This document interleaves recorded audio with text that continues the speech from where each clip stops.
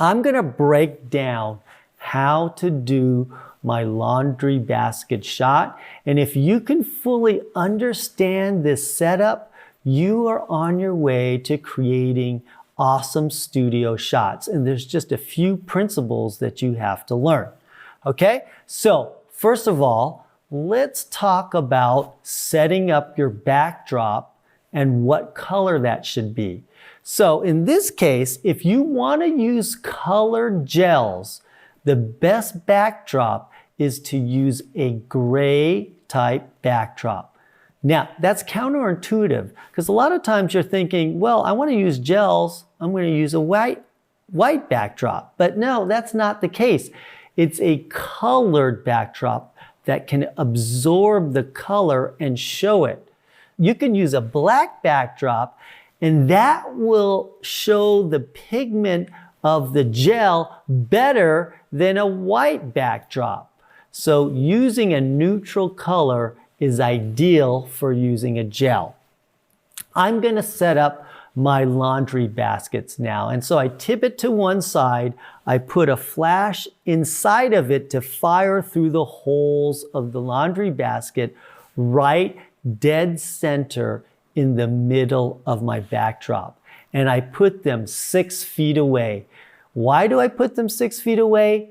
Because that's what my flash guide is. It reads everything at 6 feet away, so I might as well put it there and making the calculations very easy. I put 2 laundry baskets there, 6 feet away, firing right at the middle of the backdrop. Now, how do I know that the flashes are firing right in the middle? Do I have to do a bunch of tests, shoot it, look at it, reposition it, shoot it? There's a very easy way to do this. Walk up to your backdrop. Stand where that little star is that you see in the backdrop. Get in the middle and put your head in that middle of the backdrop. And when you're there, look at the flashes and see if those flashes are firing directly at your face. Right? And so if I can see the flash and I go, yep, it's pointing directly at my face, I know it's going to shine directly in the middle of the backdrop. And I look at both and I reposition both. And so I can have that set up perfectly by just looking, being in the middle of the backdrop of where that center part of where you want that color to be, and then looking at the flashes through the laundry baskets and seeing how they're pointed at you. That's how you set up your strobes.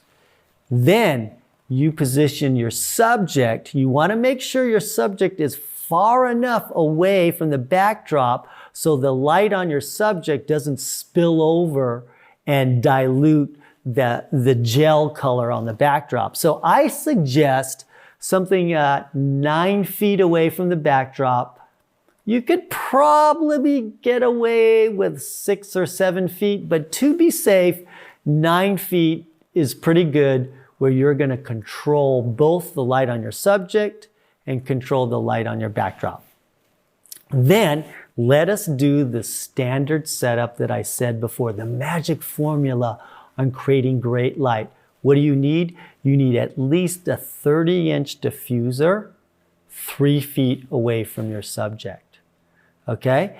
And that's your lighting setup. Now what you need to do is figure out what camera setting gives you that black box.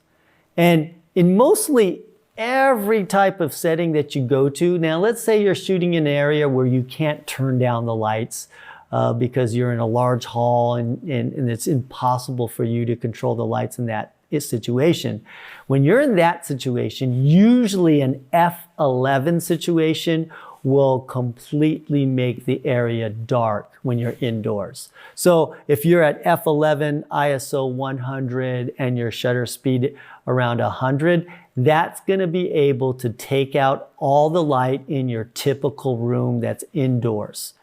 If that's the case, and you're at F11, you can simply look at my chart here. And F11 says at 6 feet away, my flash is set at 1/2 power. I can easily just set all my flashes at half power. Even though my light on my subject is at 3 feet and not 6 feet, it has a diffuser over it, which will make it act as if it was 6 feet away. So the diffuser reduces the light by 2 stops, but bringing in the light 3 feet or half the distance increases the light by 2 stops. So it's a wash. So if you're at f11, you can just set them and you're using a softbox with only one diffuser in it, then you can just go ahead and look at the chart, and whatever that reading is, you can set all your flashes to that power, and boom, you can have a magic setup. When you want to set up your laundry basket flashes, you have to remember to put a gel on each one of them. And what I like doing is using a red on one and then a blue on the other, because if you combine red and blue, it becomes purple. So you get this blend of shadow and a tricolor effect. So you might want to pick colors that create different types of lighting when you blend them together, and it will have a very interesting look to it.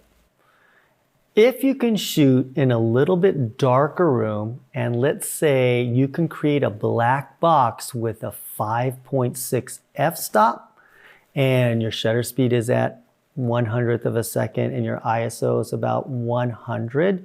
If you look at the chart, you can now set your flashes to 1/8 power. This is what I like, because even if you're at f11 and you're at half power, you're still gonna have to wait for recycle every 2 consecutive shots. So f11 works, but you have to wait for the flash to recycle, and you can't just keep doing it. If you're down at 5.6, now you can set your flashes at 1/8 power, and you can do the same lighting effect, but now you don't have to wait to recycle your flash, and you can just keep shooting. And so if you look at it, 5.6, ISO 100, 1/8 power, you set all your flashes to 1/8 power, and your main light is a single diffuser at 1/8 power. But let's say you wanted to make that light buttery smooth and add 2 diffusers in your softbox.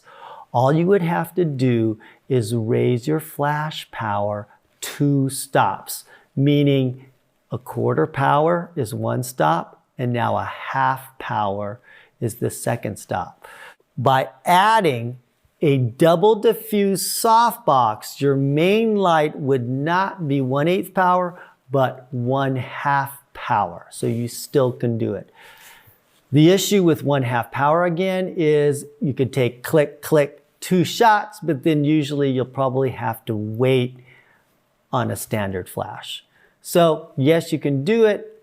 Not totally ideal, but yes, that works. Let's say you had the ability to lower your light and get it very low so you can create a black box with your f-stop at f2.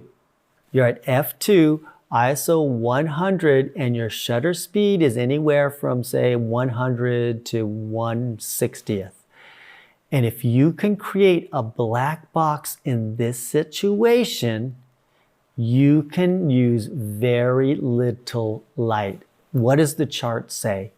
At f2, you're setting all your flashes to 1/64th power. When I do demonstrations, I like to turn the lights down very low, and I set it at f2. Because a lot of times I'm doing a demonstration and I have to let 20 other people use the same flash setup to get their shots.